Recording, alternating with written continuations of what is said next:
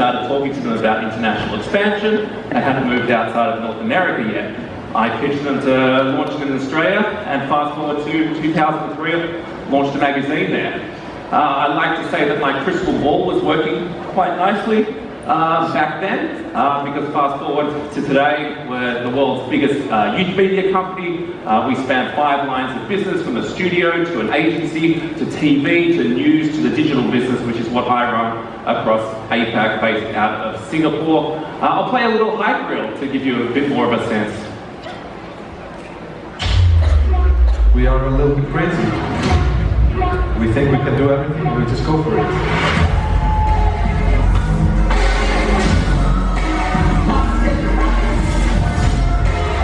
Vice magazine started in Montreal in 1994. It's become a global empire. You got Vice.com, international network of digital channels, TV production studio, a record label, and in-house creative services agency.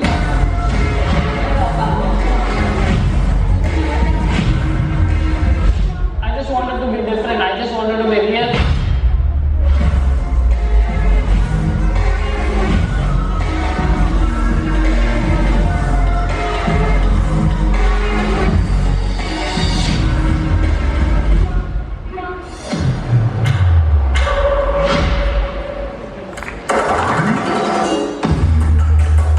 People say that you can't do it, so that makes you want to do it even more, right?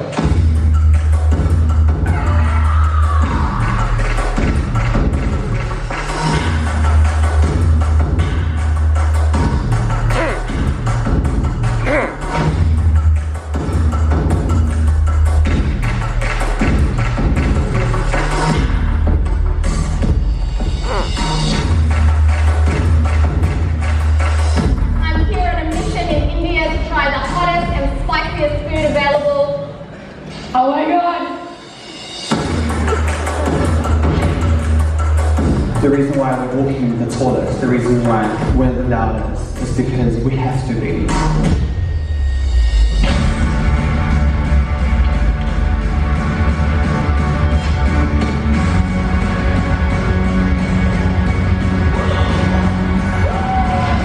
I'm me, who I am, you can't mess with me.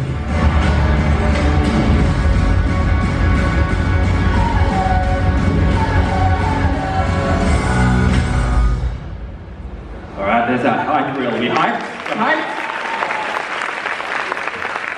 Okay, let's get into it. Backstory done. Got to know each other and that. Alright, so look, the world is changing. We are entering a new era. There's been major shifts in just the last couple of years.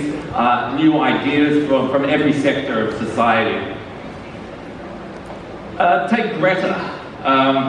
One idea by one person who's just 16 years old can travel across the globe and have such a massive impact. Over the last couple of weeks, we saw millions of young people, millions of people, full stop, over 150 countries get out there and gather to strike.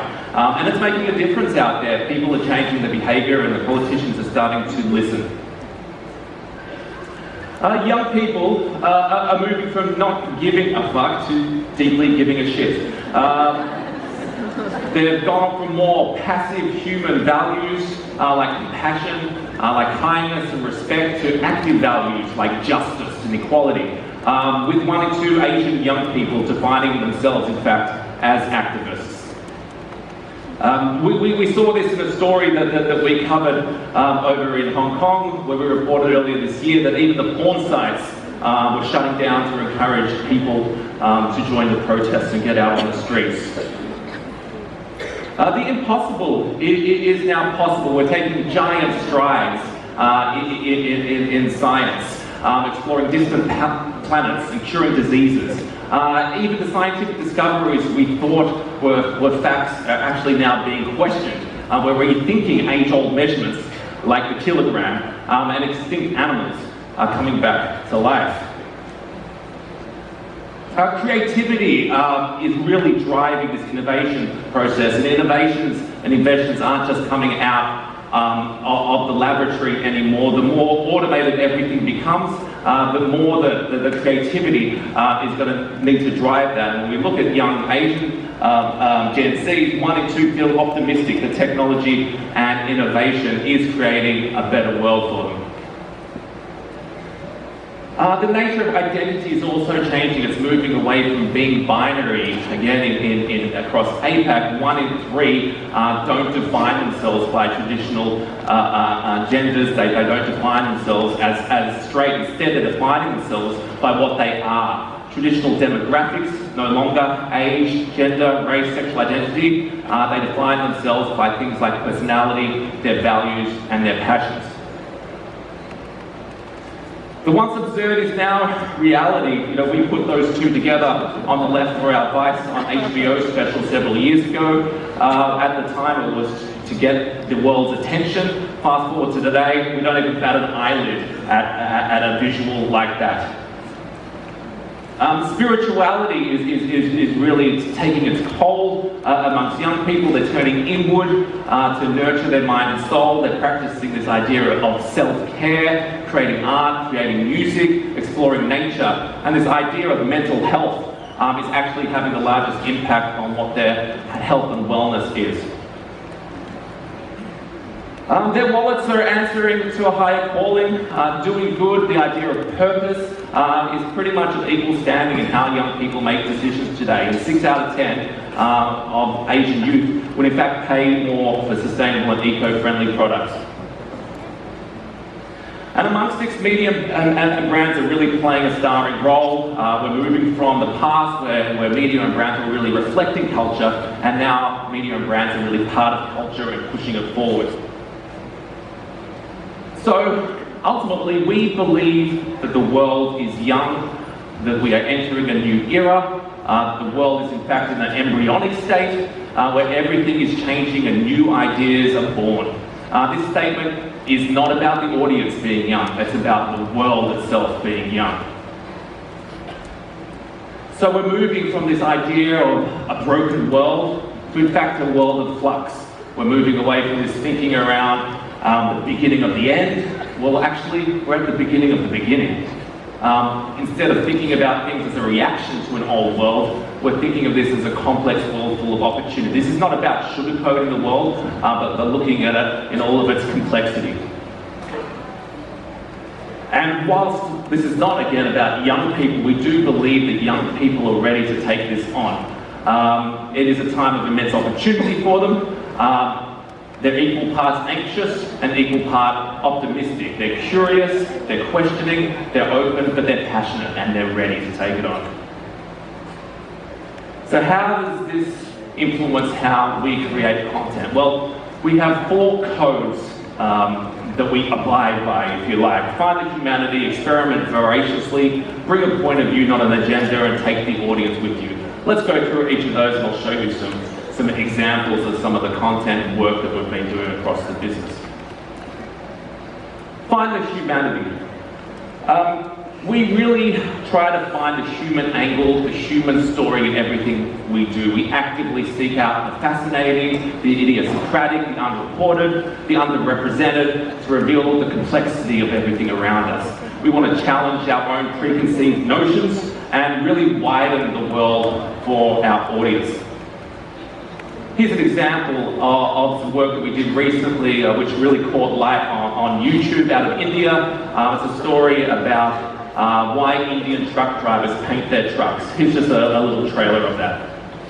दिन में 500 kilometre चलाना ही चलाना है, रात में 500 kilometre चलाना है, सोते कहाँ हैं लोग?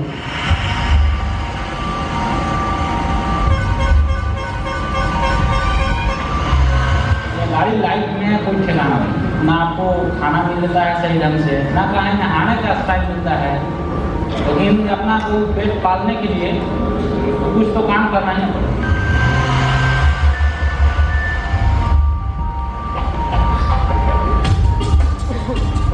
बहुत कुछ मजबूरियाँ रहती हैं ड्राइवर की, वो अपने बच्चों से, अपनी बीवी से बहुत ज़्यादा दूर रहते हैं, और इस चीज़ को मैं उतना ही समझता हूँ, इसलिए मैं ज़्यादा से ज़्यादा जल्दी से जल्दी उनका काम तैयार कर देता हूँ।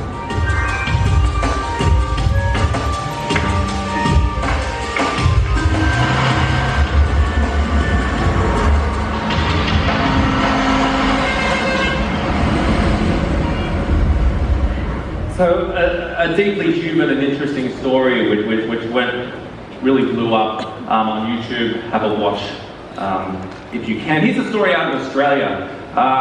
It's about a lady whose name is Vicky from the suburbs of Victoria. She lives with a bunch of crocodiles in her house. This could have easily been one of those stories where it was like, look at this crazy old bat and what she's up to, but it's just been a really, really human story. Again, here's a little clip.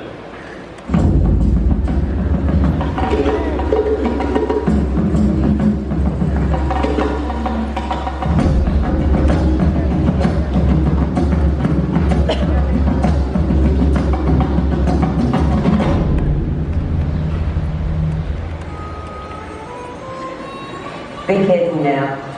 I've got the shivers, they're talking to me, excuse me. You can feel it, the hair stands on end. That's when you know they're talking to you telepathically, you know they're warning you.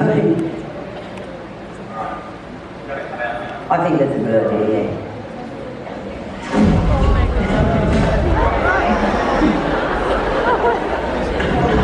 I'm sorry, I shouldn't laugh. You've got to experience that. I'm sorry.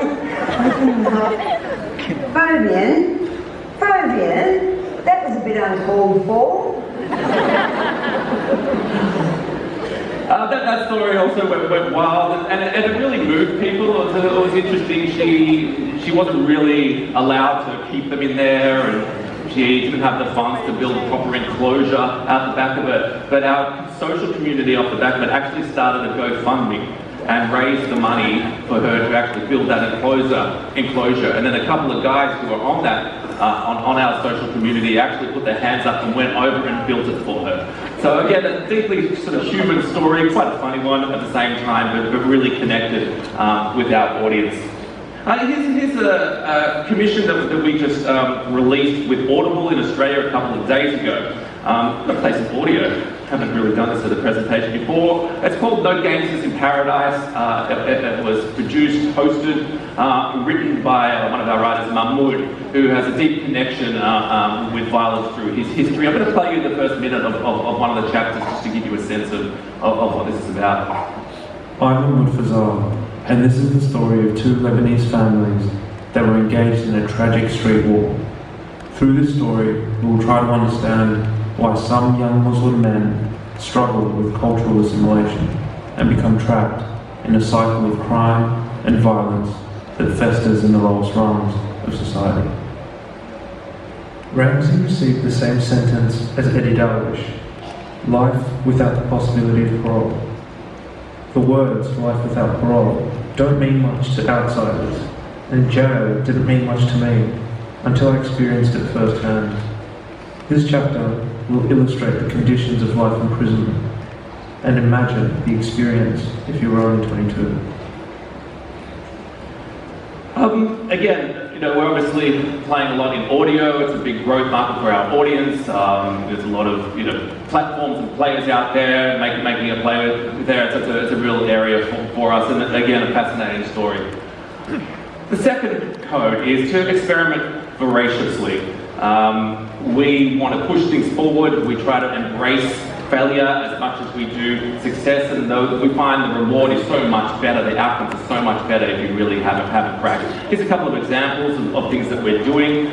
Obviously, TikTok is huge amongst Gen Z, particularly in this part of the world. We launched in Indonesia as our first cab off the rank in this area, and it had some really strong success initially. I'll show you the first clip, which was playing off a particular meme that was doing the round.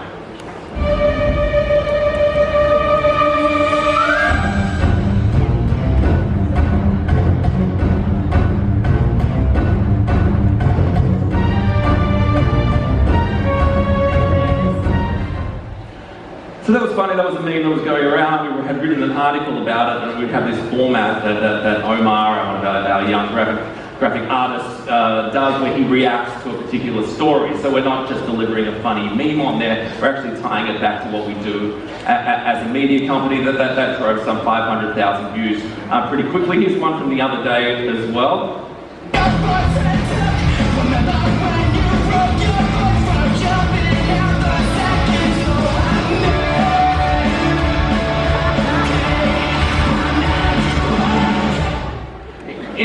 that did nothing on TikTok but blew up on Twitter. We're trying to figure out why, part of the experimentation, right? Talking of socials, we launched into Korea recently, and again, we're just trying to play with the playbook a bit. And instead of leaning in with Vice.com, with the website first, we actually launched with a social first strategy on the typical platforms that we really lent into, Wonboon or Ilboon. It's been very, very, very successful. The first 7 posts that we did drove 1.5 million page views alone. That's from a standing start. And some of these articles were fascinating. This one that really, really blew up was around how the snow caps are melting around the base of Everest, revealing dead bodies over there. It was part of our Climate Week coverage recently. This is an interesting one that we did a few weeks ago in conjunction with the Singapore Tourism Board, funded by them. We're very much about experimenting in the area of UGC, particularly in this region. We see a lot of opportunities too, and we're trying to figure out what does that mean for Vice, which traditionally we've been very much about us producing all of our content in-house with our own producers. We held a Young Creators Summit. Here's a little reel about it.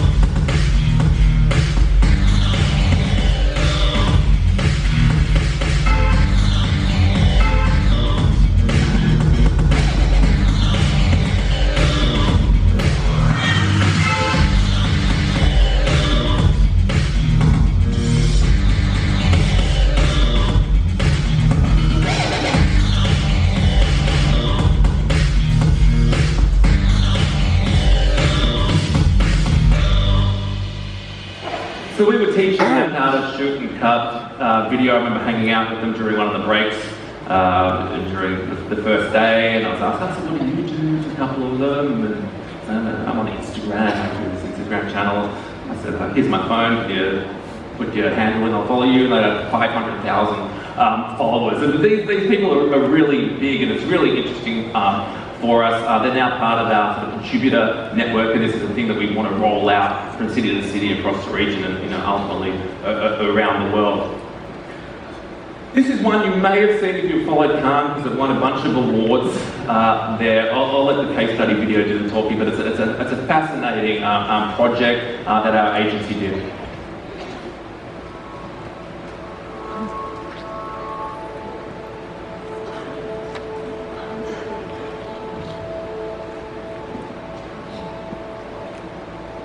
Although I have typically female biological sex characteristics, my gender identity is non-binary. I'm not a man or a woman. This bill is a victory and an important step towards equality. Alexa, what's in the news today? California begins issuing state IDs with a third gender. Colorado becomes 5th state to allow third gender on licenses. Germany can now choose third gender optional legal records.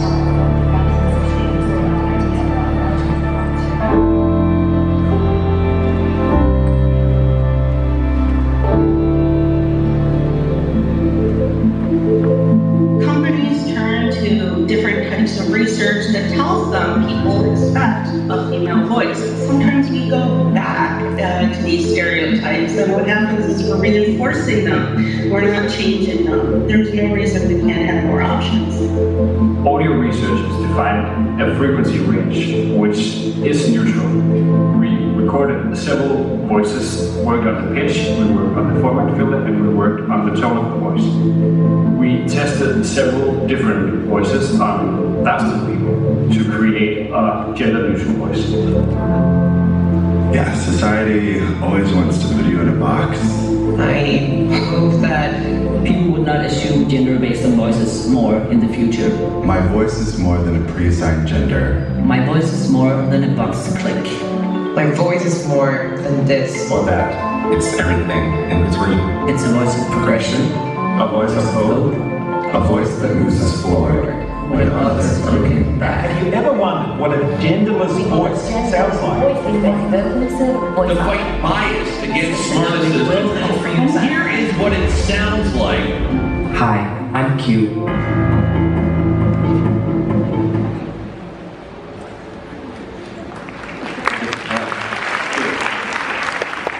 And this is another one I'll play a case study, because again, I think it's a very interesting sort of piece of experimental work. Again, in the commercial space for our agency, Virtue, sort of at the intersection of fashion and sustainability, which are two sort of a real tension point for young people.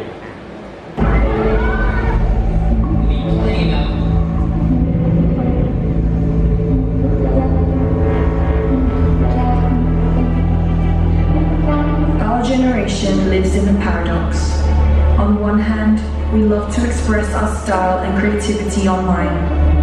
On the other, we want to reduce all the production waste that has a negative impact on the environment. A paradox caused by the unwritten rule that we can't be seen online in the same outfit twice. So how do we secure a better future while maintaining our creative output online? With a digital clothing collection, a series of virtually fitted fashion items that you only wear in digital space. This is how it works. First, you take a picture, you choose a product from the webshop before a 3D tailor adjusts the product to your image.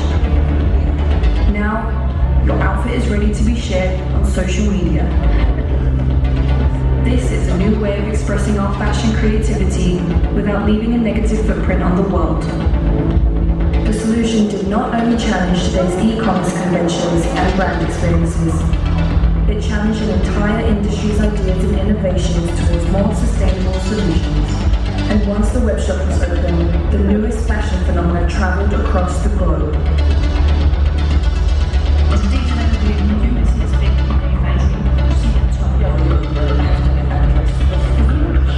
They are one of the few brands that have a creative approach to this problem.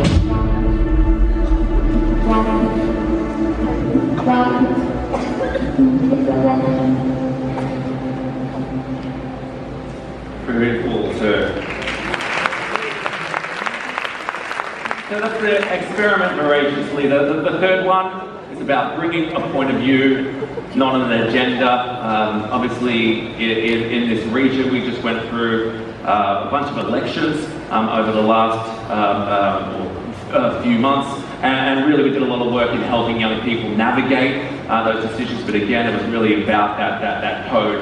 Let's not bring an agenda, let's bring a point of view. I'll play some of the work we did in Indonesia, where we handed the mic or the laptop, really, the webcams to young people to tell us what's in their mind.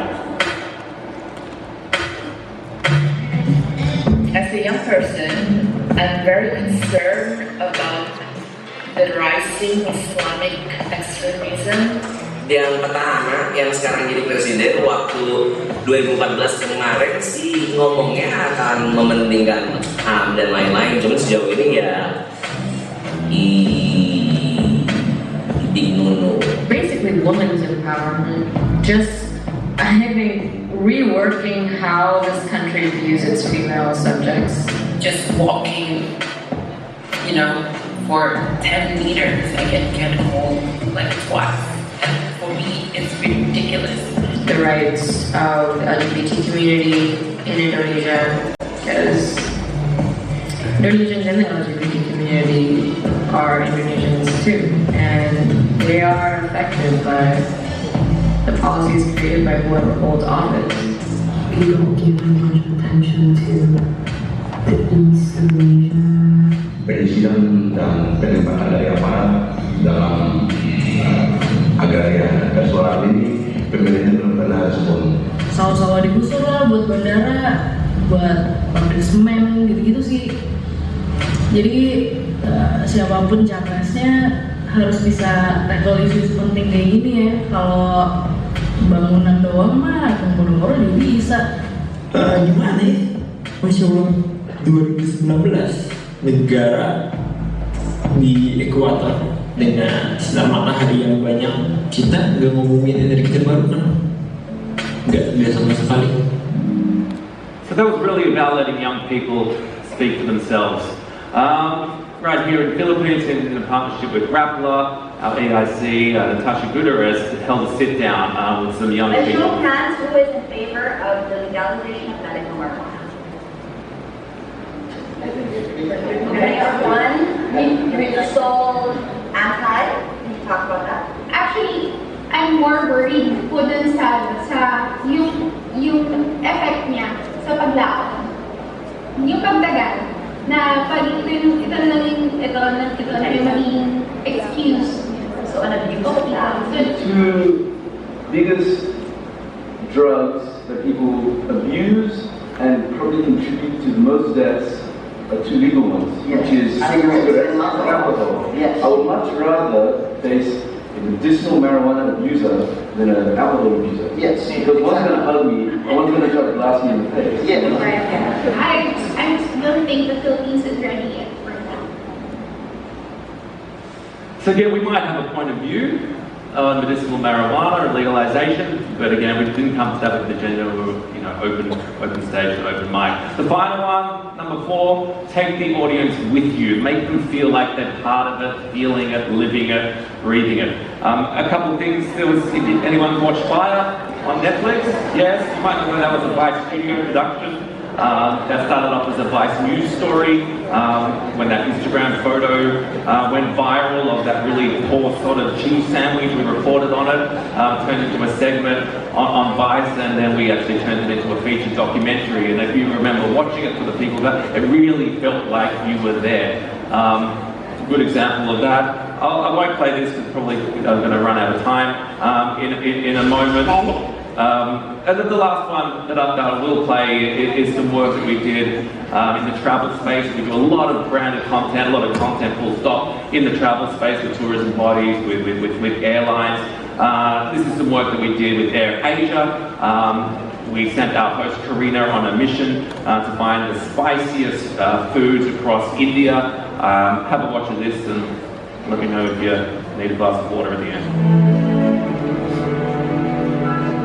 I'm willing to participate in the spiciest momo challenge, and I will not hold the restaurant responsible for any mishaps, medical or cardiac arrest.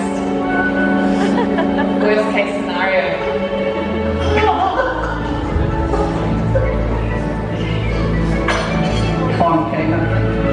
Thanks, Santosh. Okay, first spicy. The heat really builds up quite quickly. Oh my god. I've got tears are literally running down my face. I don't know about you, but I'm going to get a glass of water. Thank you for your time, and remember the world is young. Thank you very much, Mr. Mikey Slonin, for giving us that insightful presentation.